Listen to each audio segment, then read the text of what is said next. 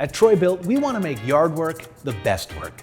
So we're sharing a list of tools that do just that, even if we didn't make them. Let's go to the toolbox. Does cleaning up your dog's poop count as yard work?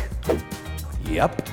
While it may not be as fun as mowing the grass, it doesn't have to be awful, but it tends to be when you're using a regular two-handed scooper, because you have to set down your carrier just to pick up each canine surprise. That ruins yard work. But this claw scoop from Arm & Hammer makes it easier.